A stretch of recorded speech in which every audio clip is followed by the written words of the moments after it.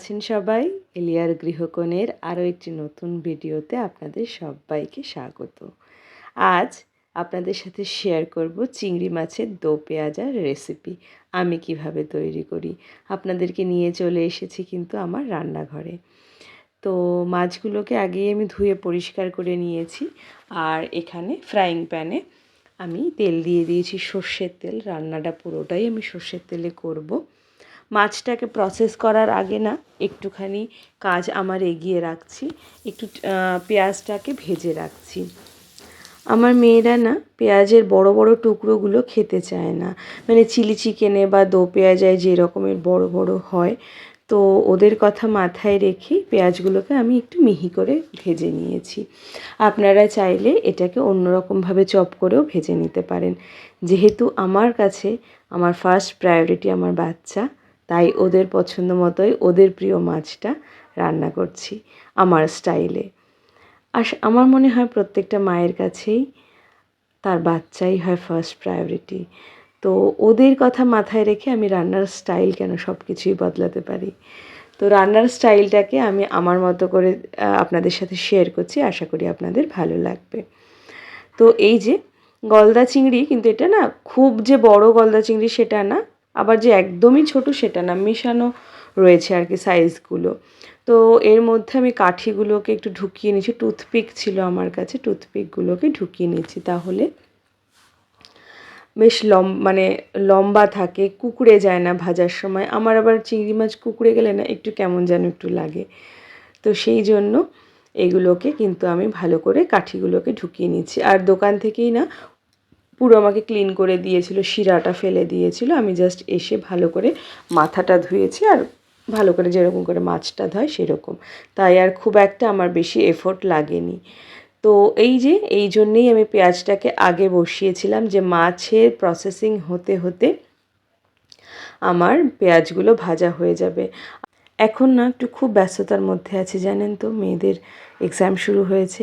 সেই জন্য যেভাবে হোক একটু কোনো রকমভাবে রান্নাটা সেরে আগে ওদেরকে নিয়ে বসতে হচ্ছে, মানে এক্সাম দিয়ে আসার পরেও পরের দিনের প্রিপারেশনের জন্য নিয়ে বসতে হচ্ছে।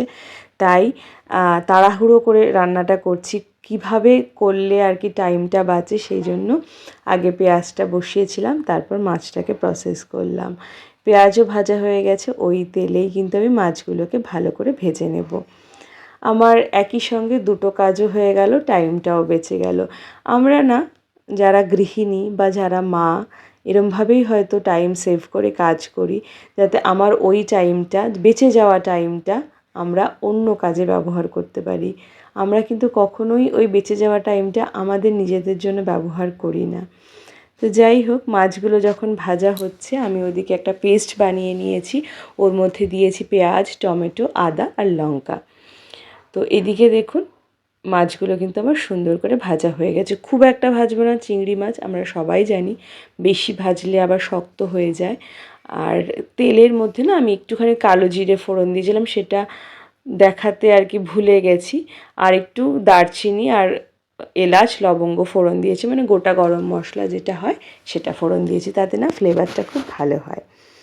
এবার আমি ওই যে পেস্টটা যেটা করে রেখেছিলাম সেটা ভালো করে তেলের মধ্যে ভালো করে কিন্তু আমি এটাকে সাঁতলে নেব।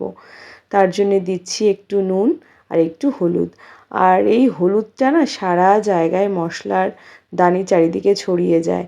তো আমার একটা বদ অভ্যাস আছে, আমি না রান্না করতে করতেই সব জিনিস, কিচেনের জিনিসগুলো আর কি ক্লিন করতে থাকি। যতক্ষণ রান্নাটা হতে থাকে ততক্ষণ কিন্তু অনেকটা সময়। তো সেই আর কি টুকটাক করছিলাম। তো সেই করতে করতেই আবার মশলাগুলোও দিলাম, ড্রাই স্পাইসেস যা যা হয়, জিরে গুঁড়ো, ধনে গুঁড়ো, আর কিন্তু দিয়েছি গরম মশলা। তো এটাকে দিয়ে ভালো করে কিন্তু আমি মশলাটাকে নাড়িয়ে নেব, মানে কষানো অবধি আর কি নাড়াবো। আমি কিন্তু গলদা চিংড়ির দো পেঁয়াজাটা আমার স্টাইলে রান্না করছি, আপনাদের সাথে শেয়ার করছি। আশা করি আপনাদের ভালো লাগবে। যদি আমার রান্নার এই ভিডিওটা আপনাদের ভালো লেগে থাকে তাহলে লাইক করে যাবেন, কমেন্ট করে অবশ্যই জানাবেন। নতুন যে বন্ধুরা আমার ভিডিও দেখছেন অথচ চ্যানেলটা এখনও সাবস্ক্রাইব করেননি, একটা সাবস্ক্রাইব করে একটু পাশে থাকবেন, আর বেল আইকনটা অবশ্যই প্রেস করে দেবেন, তাহলে আমি ভিডিও দেওয়ার সঙ্গে সঙ্গে আপনাদের কাছে নোটিফিকেশান চলে যাবে। আচ্ছা, এবার কষানোর সময় আমি একটু এখানে দিয়েছিলাম কিন্তু দুধ। আমার কাছে না নারকেলের দুধটা ছিল না, তো তাই এমনি দুধই আমি একটুখানি দিয়েছিলাম।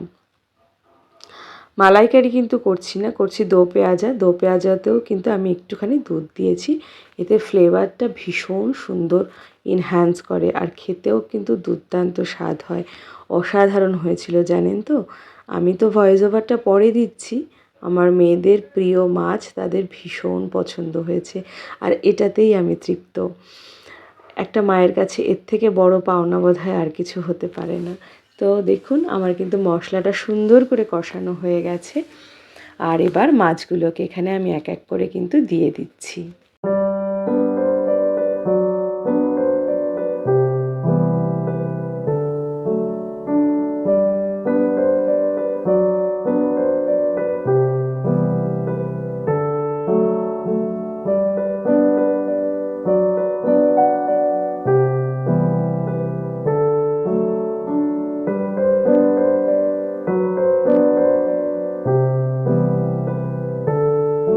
আমি কিন্তু আমার টেস্ট অনুযায়ী নুন দিয়ে নিয়েছি, আপনারা অবশ্যই আপনাদের টেস্ট অনুযায়ী নুন আর জলটা দিয়ে নেবেন।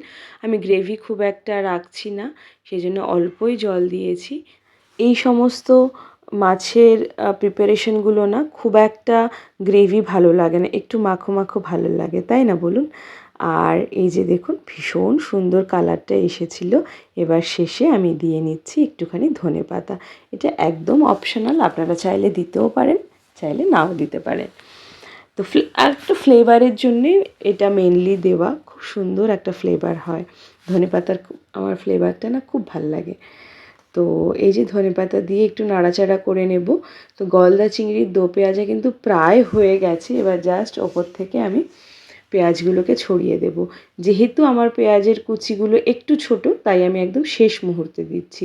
যদি আপনারা পেঁয়াজটাকে একটু বড় বড় আকারে চপ করে নিন, তাহলে একটু আগেই কিন্তু পেঁয়াজগুলোকে দিয়ে দেবেন সফট হওয়ার জন্য। আর এই যে দেখুন ফুটে উঠেছে সুন্দর। নুন আর লঙ্কাটা অবশ্যই আপনারা আপনাদের প্রয়োজন মতো দেবেন, আমি আমার প্রয়োজন মতো দিয়েছি। এবার কিন্তু ওই পেঁয়াজগুলোকে, ভাজা পেঁয়াজগুলোকে ভালো করে ছড়িয়ে একটু নাড়িয়ে চাড়িয়ে নিচ্ছি, আর গ্রেভিটাকে আর একটুখানি কম করে নেব। ব্যাস, চিংড়ির দো পেঁয়াজা ইজ রেডি টু সার্ভ। আমার এই রেসিপিটা কেমন লাগলো কমেন্টে জানাতে কিন্তু একদম ভুলবেন না। আপনাদের সুন্দর সুন্দর কমেন্ট আমাকে আরও বেশি উৎসাহ করে নতুন নতুন ভিডিও বানাতে। আর আমার মেয়েদের প্রিয় মাছ চিংড়ি মাছ, তো ওদের চিংড়ি মাছ ওদের পছন্দের একটা রেসিপি দিয়ে আজ ওদের সার্ভ করব। ভীষণ ভালো খেয়েছে জানেন তো ওরা। তো গলদা চিংড়ির দো পেঁয়াজা ইজ রেডি টু সার্ভ। আজ এই অবধি, আবার দেখা হবে অন্য কোনো দিন অন্য কোনো ভিডিওতে।